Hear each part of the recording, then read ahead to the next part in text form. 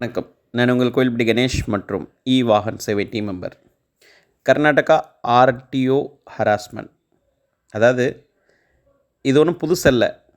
நம்ம எல்லாத்துக்குமே fine Karnataka cross பண்ணி போகக்கூடிய வண்டிகளுக்கு எங்கெங்கே நிற்கிறாங்களோ கரெக்டாக 300 400, பார்டர்லனா 1000 2000 2500 கொடுத்துக்கிட்டுருக்கோம்.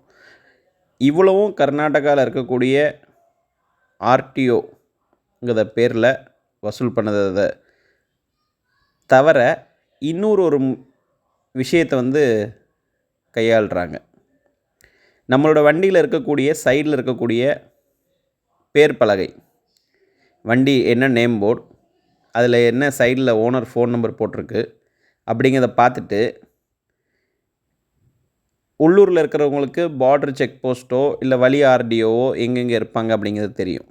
ஸோ இதுக்கு முன்னாடி ஆர்டிஓ கிட்ட பணி செஞ்ச வண்டி ஓட்டுநராக இருக்கலாம், இல்லை ஹோம் கார்ட்ஸ் அப்படின்னு சொல்லிட்டு அவங்களாம் வச்சுருக்கக்கூடிய நபராக இருக்கலாம். ஸோ அவங்களுக்கு இது புதுசு இல்லை. டெய்லி அவங்க லஞ்சம் வாங்கி வாங்கி பழகின நபர்னால தமிழ்நாட்டில் சேர்ந்த பல்வேறு லாரி உரிமையாளர்களுக்கு ஃபோன் போடுது. எப்படி ஃபோன் போடுறாங்கன்னா, அவங்களோட நேம் போர்டு சொல்லி, நான் இந்த ஏரியாவில் பார்டர் டியூட்டியில் இருக்கும்போது உங்கள் வண்டி வரும், நான் பார்த்துருக்கேன், ஹைட் வரும், நிறையா தடவை நான் கேஸ் போடாமல் விட்டுருக்குறேன் அப்படின்னு சொல்லிட்டு ஒரு ஆர்டிஓ இல்லை மோட்டார் வெஹிக்கிள் இன்ஸ்பெக்டர் பேசுகிற மாதிரி பேசுவாங்க.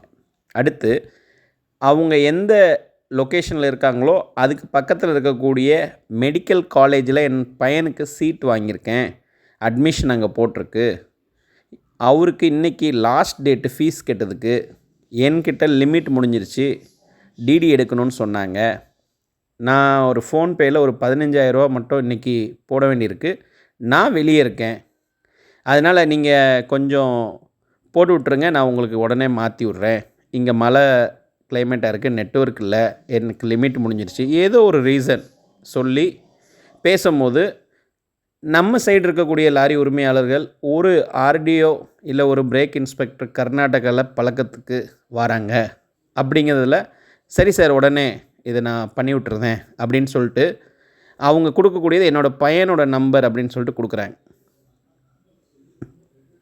அந்த பையனுக்கு உடனே நம்ம ஃபோன் பண்ணியோ இல்லை இமிடியேட்டாக ஒரு ₹1 போட்டுட்டு சார் அது வந்திருக்கான்னு பாருங்கன்னு சொன்னால் அவங்க வந்துருச்சின்னு சொல்லிடுறாங்க. உடனே நம்ம ஆள் 8,000 10,000 13,000 எவ்வளோ கேட்குறாங்களோ அதை போட்டுருந்தாங்க. அடுத்து பார்த்திங்கன்னா, சார் தேங்க்யூ, நீங்கள் போட்டது எங்களுக்கு ரிசீவ் ஆயிடுச்சு, பையனுக்கு ரிசீவ் ஆயிடுச்சு, நான் உங்களுக்கு ஈவினிங் வீட்டுக்கு போய் நான் போட்டு விட்றேன். அடுத்து ஃபோன் பண்ணி போடுவாங்களா மாட்டாங்களா, சரி கேட்போமா வேண்டாமா, தப்பாக நினச்சிருவாங்களா அப்படிங்கிற மைண்ட் செட்டில் ஒரு 4 மணி நேரம் 5 மணி நேரம் கழித்து ஒரு கால் பண்ணால், சார் நான் இப்போ தான் வீட்டுக்கு போய்கிட்டுருக்கேன், போயிட்டு உங்களுக்கு நான் போட்டுருவேன். ஸோ இது எதுக்கு சொல்கிறேன் அப்படின்னா, ரொம்ப தெளிவாக Karnataka RTO motor vehicle inspector அப்படின்னு சொல்லிட்டு புது ட்ரெண்டை எடுத்து ஏமாத்துறாங்க. தயவு செஞ்சு ஏமாந்த வரைக்கும் போதும், இனி யாரும் ஏமாற வேண்டாம். அப்படி யாராச்சும் அதிகாரி நம்மளோட ஃபோன் நம்பரை வச்சு ஃபோன் பண்ணி கேட்டால், நீங்கள் சொல்லுத காலேஜ் பக்கத்தில் தான் நான் இருக்கேன், இல்லை என் நண்பன் இருக்கார், என் கையில் காசு இல்லை, அவரை போய் நான் கொடுக்க சொல்கிறேன், கேஷாக போய் கட்டிட்டு வர சொல்லிடுறேன் அப்படின்னு சொல்லிவிட்டு சொல்லுங்கள்.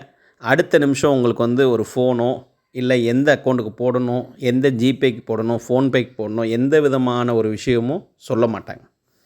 இது கர்நாடகாவில் இருக்கக்கூடிய லாரி உரிமையாளருக்கும் நடந்திருக்கு, தமிழ்நாட்டில் இருக்கக்கூடிய லாரி உரிமையாளர்களுக்கும் நடந்துக்கிட்டு இருக்குது. நிறையா பேர் வெளியே சொல்லுதில்லை. அதனால் தயவு செஞ்சு யாரும் இனி ஏமாறாதீங்க. இது வரைக்கும் ஏமாந்தது போதும். இதை மற்றவங்களுக்கு எல்லாத்துக்கும் ஷேர் பண்ணுங்கள். நன்றி, வணக்கம்.